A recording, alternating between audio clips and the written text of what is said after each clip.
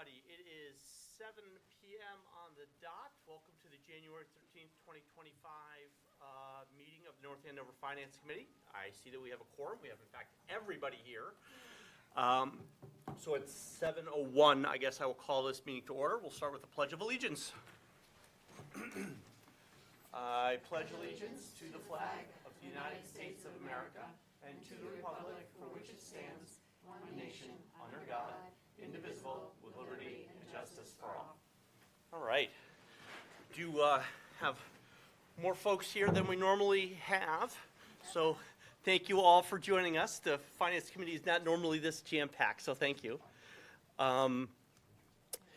We really do appreciate everybody coming out and making the time. I think as you all may know, we're still in the preliminary stages of the budget process, and we haven't received any budget documents from the school or the town for our review. So, you know, we look forward to beginning that process in February. Probably, I think the school needs to get their budget to the town February 9th.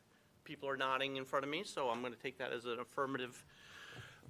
So, you know, we'll get to work right after that. Then we'll have a standing budget item on our agenda, and we'll talk about it all the time. Tonight, though, the fiscal year 26 budget is not on the agenda. We do have a public comment period, and I would just ask that everybody be, you know, respectful if you're going to come up and speak. There'll be ample time for discussion on the budget in the next couple months, but let's just keep everything civil and kind, as I know we all will and always do.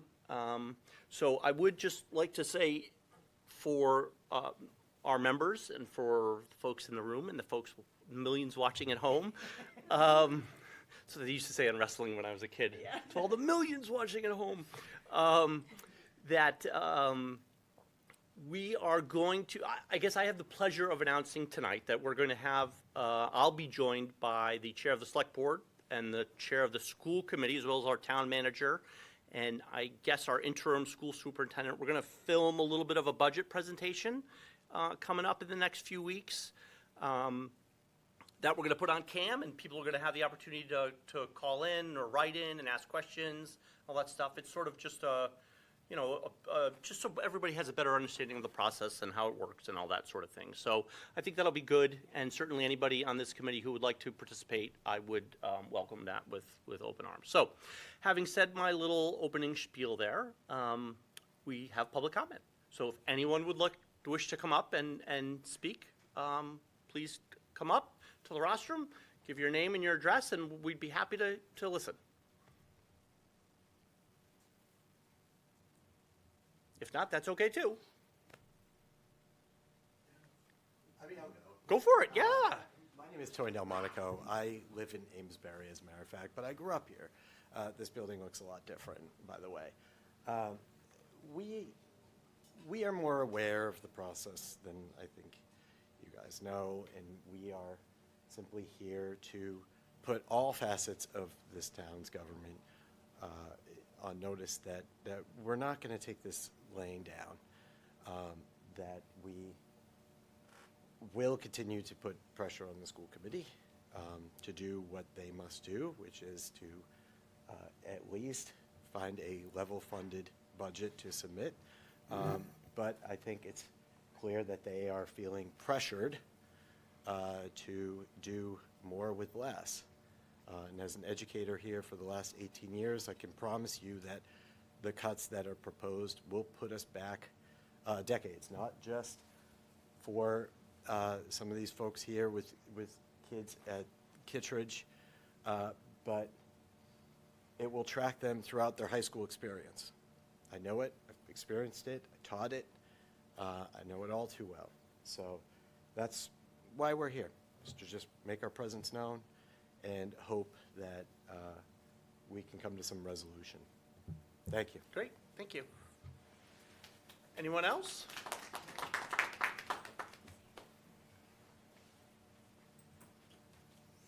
Hi, everybody. Jeff Arciero, 93 Wintergreen Drive. And I certainly appreciate and understand your opening comments, but I'm also here to speak to kind of the school budget and the 2026 town budget. And really right now, I know it'll be ongoing, but right now to start the conversation kind of anytime we can to, implore you all, school committee, town manager, the select board to really look at level services funding budget for the education department in 2026. Having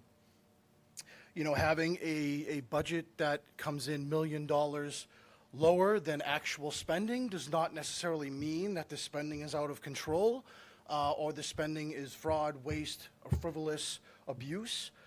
It could mean, in fact, that the budgeting process is the issue in the process.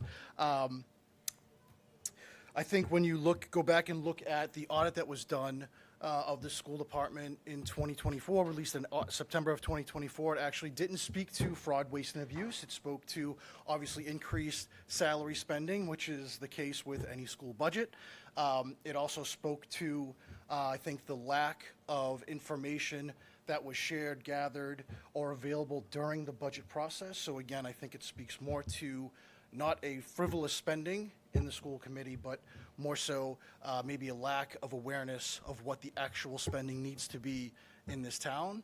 I think if you looked at kind of any data that is available, it would support the fact that North Andover is not overspending in the education department. I think if you looked at whether it's cost per pupil or if you looked at Massachusetts foundation spending and the amount of money that North Andover puts in above and beyond what is minimally required by the state of Massachusetts, you would see that North Andover, I think, is the bottom in the bottom half of the state in both of those instances, and that is not a place that we want to be. Obviously, for the Finance Committee moving forward, obviously, anytime people are looking to move to a new community, education is always at the top of that list. We worry about going back to times where, North Andover High School was worried about losing their accreditation and what that does ultimately to home values, tax revenues, and all that down the road. So, again, I know there'll be many more times in the future to discuss this, but I wanted to come tonight to at least start the conversation and implore you again to look at, level services funding for the education department. So, Thank you, thanks. appreciate it. Anyone else? Yeah, okay, cool. I was not planning on this, but I've been inspired. Okay. Nadia Chinchilla Martil, 64 White Birch Lane. I come to you as a parent of a child in Kittredge. She's in first grade. She's a wonderful kid. We moved to town 3 years ago because we were one of the families that needed more space during COVID, and we had a 3-year-old, and we wanted to make sure that she got a proper education. One of the towns we looked at was North Andover. We knew one family here who moved here because of the reputation of the school system. My husband is a teacher at Riviere, and so he was very much interested in public education, even though I wanted her to be in private school, and he assured me that public education is the way to go, because if you invest in public education, you're going to have a much better education, actually, than some private school. We were actually also interested in the diversity of the school.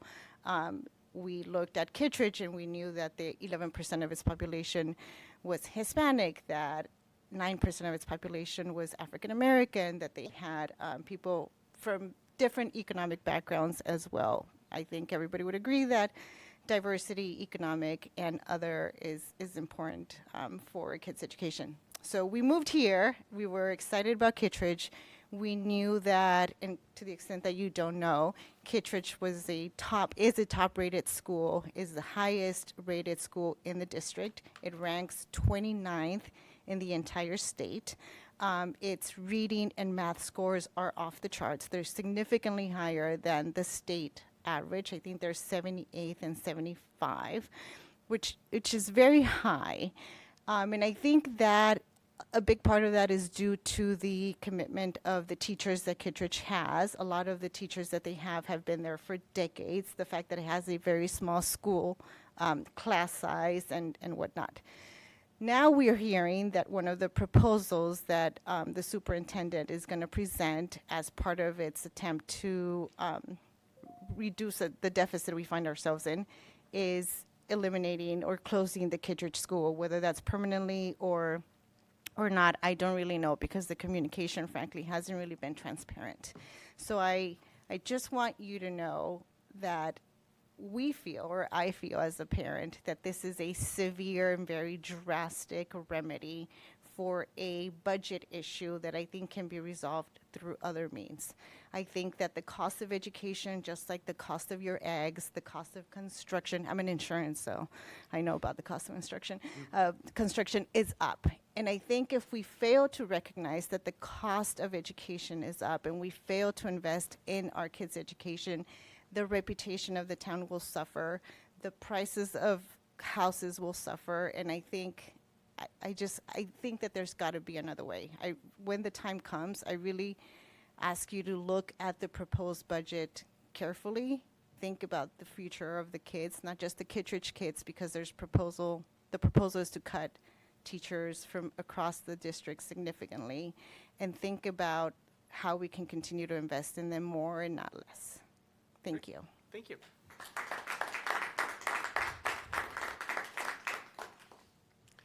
Anybody else? Okay. All right. Thank you, everybody. Appreciate your comments, and we look forward to, we anticipate more in the future. So thank you. Okay, next up on our agenda is the introduction of a new member. So as we discussed at last meeting, the unfortunate and untimely passing of Ken Gray created an opening on our committee. So our town moderator has chosen a replacement. She has been duly sworn in, and tonight is her first meeting. So I would like to introduce everyone to Jean Irwin. Maybe, Jean, you could give us a little brief background explainer, or, I mean, you don't have to get, we don't need to know where you went to high school, but. Oh, yes, we do. Madonna Academy, believe it or not, not in this state. So I'm Jean. I've been working within the schools for 24 years, all through administration in several different capacities. I just thought I had a skill set. I contacted Mark DeSalvo a couple of years ago because I've been working for all these other towns and either increasing their funds or saving money or making, different, purchasing things. So I said, why not here? So when he had a spot open, he said, I'll put you in my Rolodex, is what he said. So when the opportunity came, unfortunately, it's a bittersweet opportunity, but he called me and I joined. Great. Well, yeah, Thank you. we're looking forward to it, and I can just say that I can confirm that Mark does have an old-fashioned Rolodex. I've seen it. It is quite remarkable, but impressive and large. So thanks, Jean. We're really excited to have you. Your background is impressive, and I think, given the public comments we have tonight, wholly appropriate that you joined at the right time to help everybody with what we're facing. So thanks, Jean. I really appreciate it. Next on our list, on our agenda, is the capital plan. So tonight we have our town manager and our town finance director with us. Melissa and Dennis are here they presented the capital improvement plan to us at the tri-board meeting, but they're going to go over it again tonight at a little bit of a higher level. I know you've all sat with that binder for a few weeks now, maybe not you, Jean, but the rest of us have had this ginormous binder for a few weeks, and we've all absorbed it through osmosis, through reading, and I put it under my pillow and check it. Did that work? It did not. It did not. It is still big and complicated. But tonight, Dennis and Melissa are going to give us a little bit of a shorthand, and then you'll have the ability to obviously ask questions, and then if the mood strikes, certainly anyone here could, we will have to recommend or give a recommendation of it at some point. I would expect that you would like it sooner rather than later, a recommendation from us, given that it does play a key role in putting together the budget, the final budget. So with that said, Melissa and Dennis, I'll leave it to you. Sure. So I'm just going to do a brief review of what we saw at the tri-board meeting. And if there's any questions that you want me to expunge upon, I'm happy to do that. So just an overview, we present a 5-year capital budget, but what you actually vote on and what you actually see at town meeting is just the next fiscal year. And that's really the only one that actually has kind of funding mechanisms in place. So we have 143 projects in a 5-year period, totaling over $138 million. And for fiscal year 26, we have $15 million in projects with 42 projects total. So we have 3 basic categories. The first one is infrastructure, and we have about $6 million in infrastructure projects. This includes the fields master plan implementation, so that's the fields at the high school that we're redoing. This is the second portion of that plan. So first we did McAvoy, which was very successful, and now we've moved on to the high school. We originally had thought we were going to need to do this in 2 phases, but we're actually able to do it all at once, which is great. Other things you see in here are our routine things we do annually, road improvements. We're doing the public address system at the high school over. We have a damaged stormwater outfall pipe at the high school as well, so that will be fixed. It was actually damaged during the August 8th storms of last year. We have our IT for schools. We have backup generators for the schools. They're going to do 1 fixed and 1 rolling so that if they have power outages, they're able to move it from building to building. And then we have some repaving of upper lots and walkways. Of course. Have we not had generators before at the schools? No, we do have generators at Sargent. We have generators at the middle school because of the addition. We have a generator at the high school. We will have a generator at the Kittredge when it's reconstructed, but the other elementary schools do not have a generator, and the administration building does not have a generator. Oh, wow. Yeah. So it's problematic, especially if power goes out in the middle of the day, No, right? yeah, it's huge. And That's we great. lose food, right? Because if you've got a power outage, I'll lose all the food in the refrigerator. So, we think that this is a good plan to have the rolling one because even though the schools are relatively close together, interestingly, they're usually not all offline at the same time. Yeah, And the schools are prioritized by National Grid, but the hospitals come first. So, it can sometimes be a little while before we get them up and running. So, I'm a big fan of the generator project. We had really pushed for there to be an opera application when opera funding was available for this, but this is just as good, and we're happy to see it. So, Thank you. I have a quick question. yeah, absolutely. I had asked this a few years back about preventative maintenance for our asphalt, whether it be parking lots or sidewalks. I noticed we still don't do any. Is there any reason why we don't? So This is a very specific question. You may not have the Yeah. answer, but I mean, I can try. So we do some. A lot of it is actually through the operating budget. So we have within the operating budget the cost for, we actually talked about it today, all of different asphalts and everything else that we need to purchase. And then we do a lot of that work internally. Most of the roadway money that you see here is Chapter 90. So obviously that's mostly for regional roads. But when it comes to regular infrastructure, typically what we do is do it in-house or through smaller contracts. so as a subject matter expert, there is no crack fill. It's the rubber that you see looks like little Yeah. black snakes. And I've noticed it's not on the roadways, nor is it in the high school parking lots or in the elementary school parking lots. It is, if done properly, saves the city or town or whoever owns the commodity a considerable amount of money. So I would hope, having asked that question before, that we can start to consider, much like, I think the analogy that I gave, or the example that I gave last time, is you would have things for that, such as HVAC units, or any high-cost item. The same thing is true for asphalt. It's just the general laws of the universe. If you maintain it, it's going to last longer. Good way for us to miss the high-cost item of having to repave a parking lot for $130,000. If you Right. do preventative maintenance over the years, it will extend the life of the asphalt. So times on 3. our roads, we do. So we have the pavement management plan. I think at some point it might make sense to me to connect you directly with DPW, so would love because to. you guys would probably be able to speak this language Yes. better than me. But we do have the pavement management plan. The pavement management plan has basically 3 buckets. It can be frustrating for residents, right? Because a lot of the time you'll see us doing repairs on a street that perhaps was done just 3 or 4 or 5 years ago. But it's because we're trying to extend the life of that pavement, and we find that that is more cost effective. So we do that through the pavement management plan.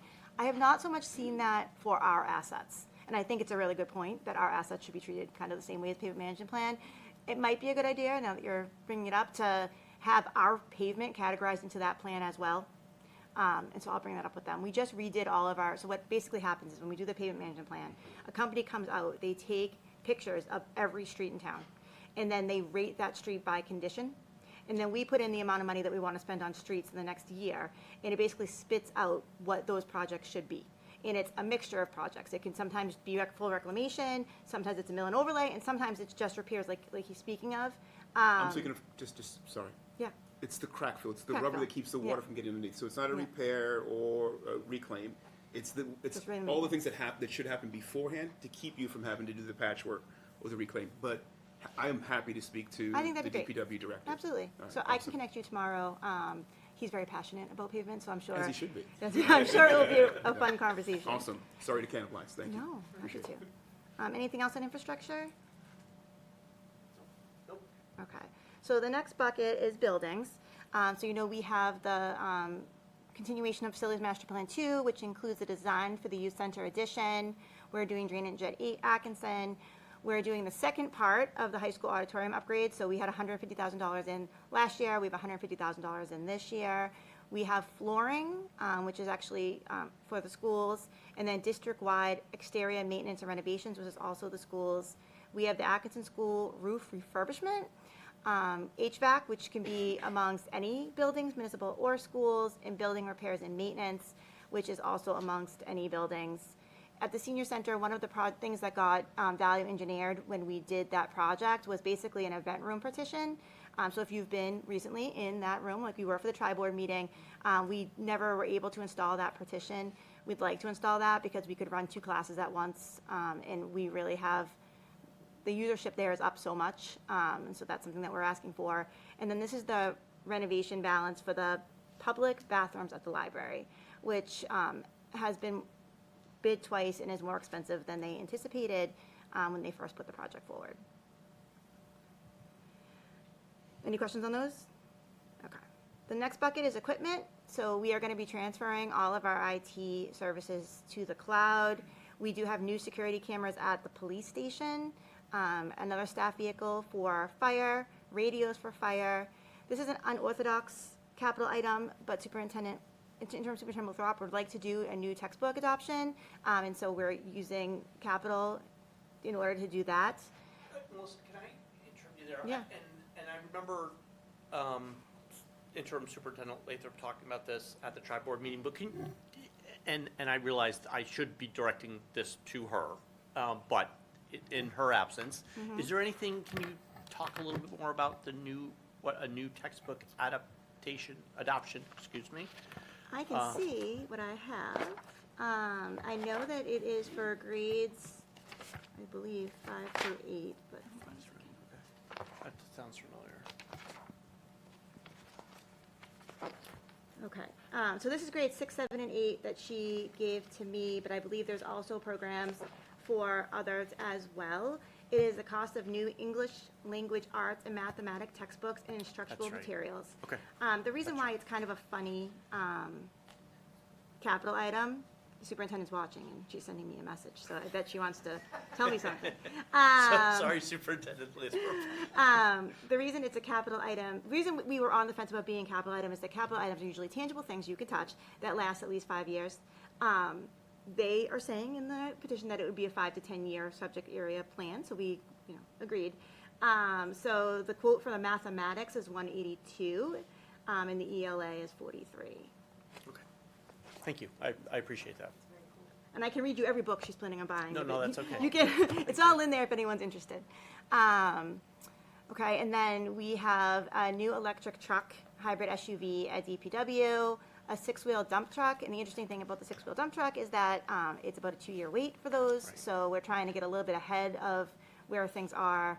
We have facilities equipment, which is actually vehicles. We now have, if you remember in our last budget, we introduced a plan to have better services and cost savings. We now have an electrician and an HVAC person who has started.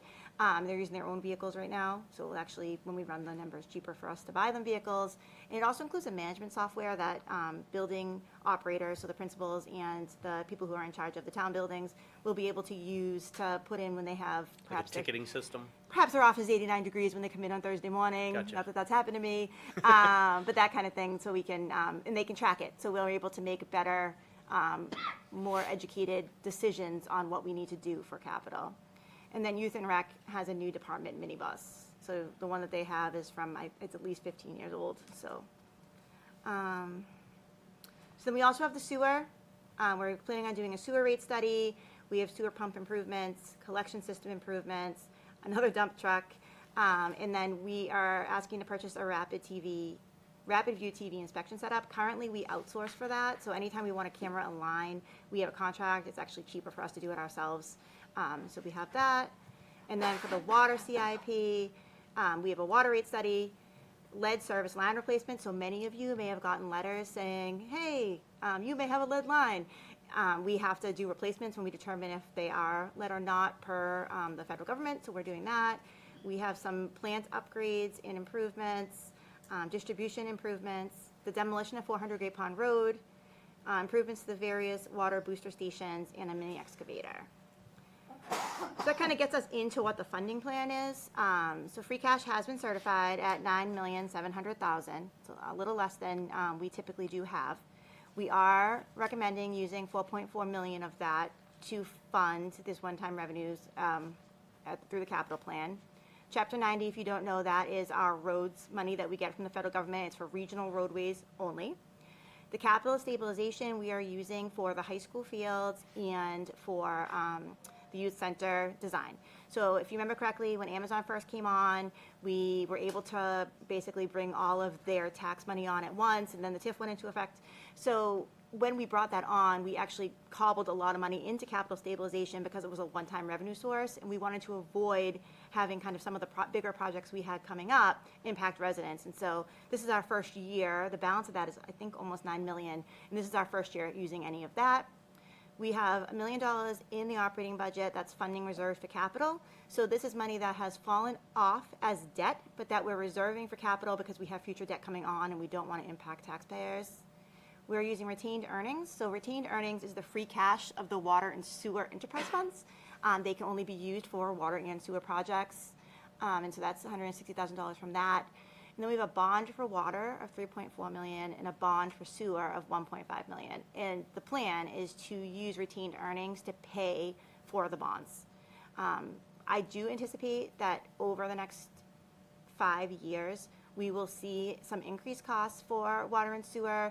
I think this GLSD is going to have some kind of major projects coming on, and that we're going to have to do some distribution improvements. So I think, we'll be looking at debt. If you remember correctly, those budgets have actually decreased over the last couple of years because debt fell off. And so we've been trying to be careful to capture that as we go along. How many years are on the bonds? So Dennis and I haven't talked about that yet. I would argue 10, but I don't know what he thinks. We'll see. Yeah, I mean, We'll we see. haven't, Okay, this is theoretical bonds, 10 or Okay. 20. Yeah. okay. So these haven't been issued? No, They're- no, okay, no, These Yeah. are just, you're proposing that you put out a Correct. bond for those two. I understand, okay. Yes. So these obviously won't require an exclusion because we'd be using funds available. Yep. So, and I think that's it. Can you talk a little bit more about the funding reserve for capital in operating? I understand it, but I think for some folks, just talk a little bit about why we're doing it that way. Okay. Could you? So over the last 5 years since I've been here, we've had some debt that has expired, right? For instance, Sargent, right, was on the books and then came off the books. This year, not really as accessible. High school, debt exclusion would end, right? But let's say, for instance, that the high school was not a debt exclusion. Let's say that it actually was a regular bond within the levy, right? And so we know that that's $200,000 a year. So what we've been doing as a policy, and we've shared with all of you and with the select board and the school committee, is that because we have so many projects moving forward for Facilities Master Plan 2, which includes 3 schools and the middle school 4 schools, and 2 town additions, we've been basically, as debt has been coming off, capturing it into this capital fund, continuing to use it for capital, and then pulling it over to pay for the debt as the debt comes on, so that taxpayers won't see spikes in their bills. That's the key thing. I think that is a benefit. Yes. Okay. So no surprises for the taxpayer, which nobody Right. likes, so. Okay. Thank you. And the one thing I did not tell you is that we are going to be increasing the request for the fields by $60,000. So it would actually be $3,660,000 from capital stabilization. We've been, as you know, working with conservation very closely, trying to kind of prevail over some issues that existed from 25 years ago. And as part of that, they're asking for a certain amount of design and as-built, as I think what will happen as we finish that project. And so I want to make sure that if we're saying we're going to do that, that we sufficiently Fund it, appropriate for that as well. Okay, thank you. Any questions? Okay. Everybody sure? Okay. All right, thank you. Thank you. Thank you. So having seen that, and is there any discussion? Are there any motions? I will move that we give a favorable recommendation. Yep. For the capital plan for Okay, FY so 26. we have a motion to give a favorable recommendation to give to the fiscal year 26 capital improvement plan. Do we have a second? Second. Second by Chris, moved by Regina. Any discussion? No? Okay, all those in favor? Aye. Any opposed? Okay, that passes. We give a favorable recommendation to the capital improvement plan. Yep. Okay, next on our agenda is a discussion of the committee's policies and procedures. As you all know, every year we take this document and look at it and improve it, make sure it's up to snuff. It is, Jean, for your knowledge, it is on our town North Andover Finance Committee website, but I can certainly, look at you, very well done. So we need to prove it. However, I think given that there have been some changes that we've seen recently within laws and regulations, both here in Massachusetts and at the national level through court decisions, I think it's a good idea that we take a comprehensive look at it. So what I would like to suggest is that we sort of get together. I will volunteer to get together with town council, town manager of the town, and look at, to make sure that that document is up current, meeting with all current regulations, statutes, laws, court decisions, and then bring it back so that you all can see it and read it again before we discuss and vote on it. There are definitely some things missing. Yeah, I think so. So if everybody's okay with, I don't think we need a motion for that, just a general sense of the committee, and everybody's nodding their head, except Keith, because I can't see him, but now I can. Okay, good. All right, so that's what we'll do. I will take that back as an assignment and get that up to snuff. Just a new, more comprehensive, up-to-date draft. Bring it back, and we'll go through the same motion we always do, whereas everybody can read it, spend some time with it, ask questions, poke, prod, and we can edit it and then get that approved. Okay? All right. So then I had on the agenda, which was a little bit of a relic, an update on the Revenue and Fixed Cost Committee. I had that on there just in case they had to meet again, but they haven't since the tri-board meeting. I don't think they will meet again. I don't think there's a need for them to meet again. So again, I guess, this item was a little bit of a relic, just in case we needed to discuss any changes or meetings that they had, and they have not. So unless anybody has any questions, Nancy? Well, I think we're actually supposed to meet tomorrow at 9:30, right? I have that on my calendar. I don't. We didn't post anything, so there's no meeting tomorrow. Oh, okay, all right, great. I think that was only in case there were any changes that might need to be voted on, so there have been no changes, no substantial changes since the last meeting, okay. No changes at all, is what I understand. Okay.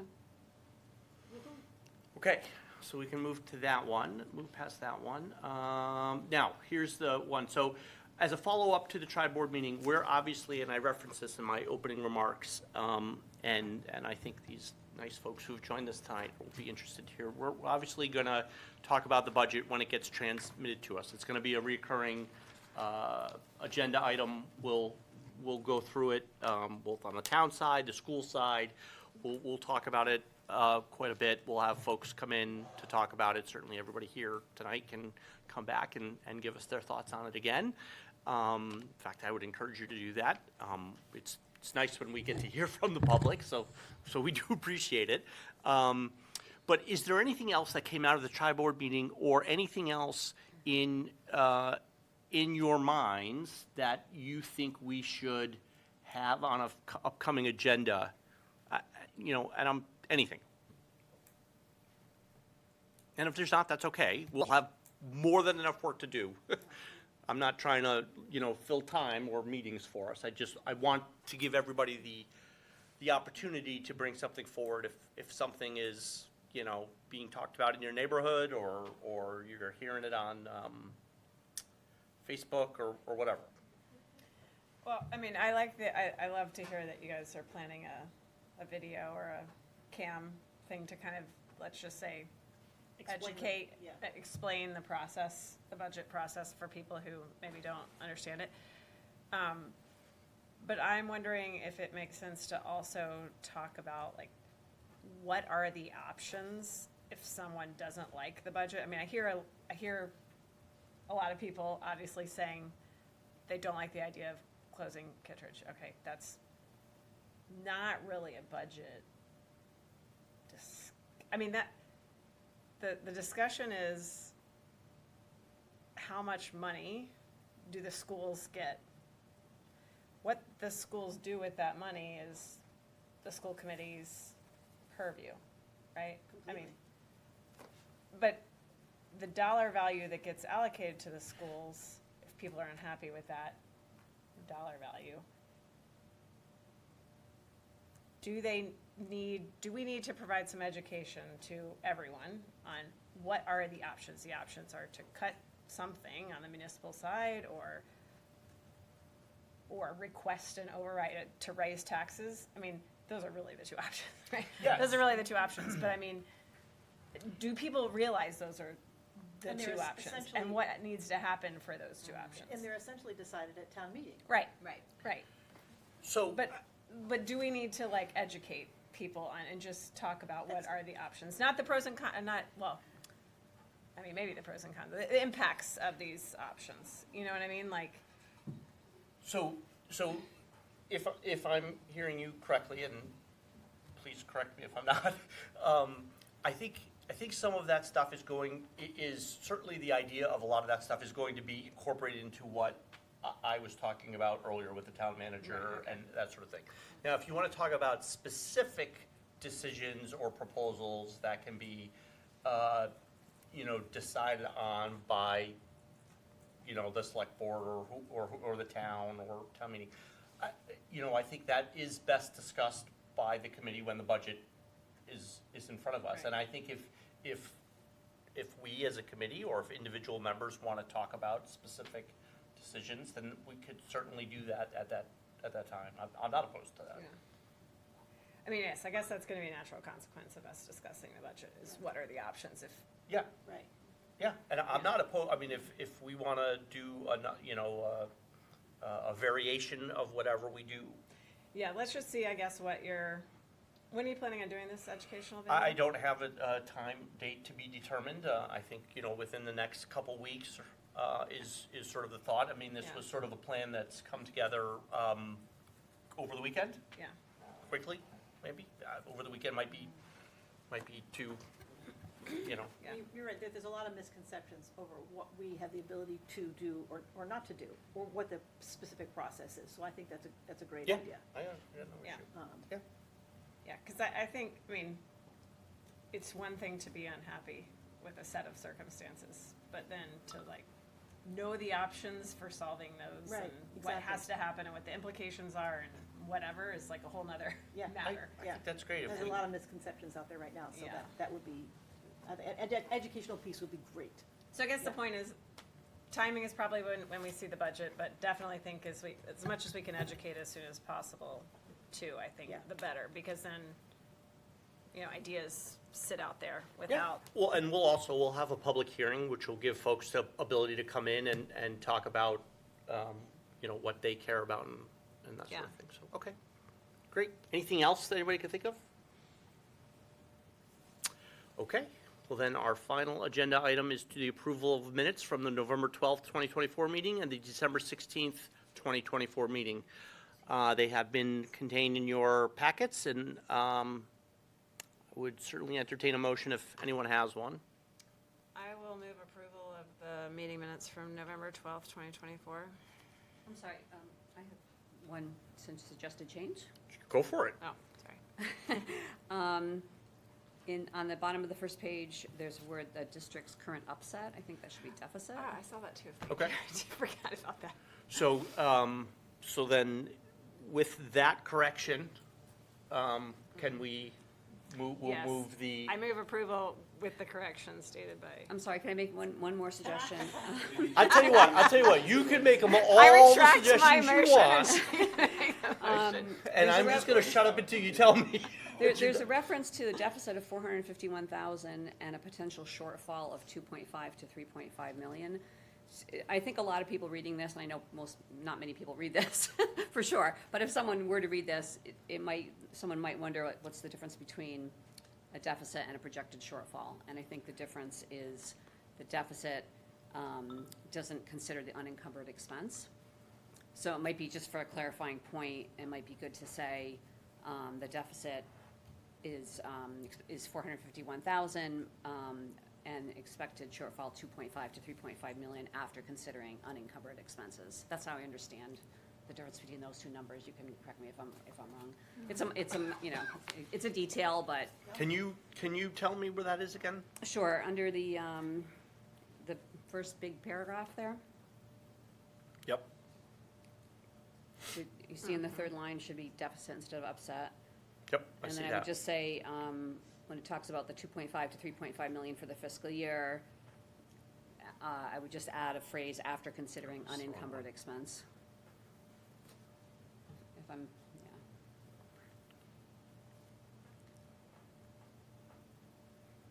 Okay, yep. those are my suggestions. Okay, so thank you. Any additional? No. Okay, you sure? Yeah. Okay, all right. So given that one clarification in the minutes and the other typographical error correction, we have a motion to accept these minutes contingent upon those changes. Do we have a second? Second by Chris. Any discussion? All those in favor? Aye. Aye. Any opposed? Okay, the November 12th, 2024 minutes with those corrections are approved. Next is, do I have a motion to accept the minutes for December 16th, 2024? I move to accept the meeting minutes of December 16, 2024. Great, do we have a second? Second. Thank you, Keith. Any discussion? Anybody find any typographical or I was going to say phraseological, but there's too many teachers in here. I feel really, really embarrassed. And then I did it anyways. Okay, well, then all those in favor? Aye. Any opposed? Okay, we have accepted the minutes of December 16, 2024. That is our agenda tonight. So I would entertain a motion for adjournment. Oh, well, hold on, before we do that, our next meeting is scheduled for February 3rd. We are going to have to move that until, I would like to move that. I'm just telling folks now, because the budgets are coming in another week, so I would like to push that meeting out by a week to 10 days so that we can have the budgets before us when we next meet, so that we can start talking about those things. Does anybody have any strong objection to that plan? Did you have I do not have a date in mind. I'll have to find one. Apologies. I just wanted, you can, go for it. Sorry. Can I ask again, who administers the back office for? the We're committee? going to get you invitations. Is that Please. what I'm guessing? Yes, yeah. Gmail I will- invitations. You are I will literally miss it. the third person tonight. Please, thank you. Yeah, no problem. Thank We'll get you those invitations. Yeah. If it's not in the calendar, sign it. Yeah. Yep, no, fair. Thank you. We'll take care of that. Okay, so now having said that, I would entertain a motion for, so those viewing at home, those in the audience, February 3rd is not going to happen. We're going to move it out a week to 10 days, okay? And we'd love to see your smiling faces again. Okay, motion for, I move to adjourn. thank you. Second by Regina. All those in favor? Aye. Any opposed? We are adjourned.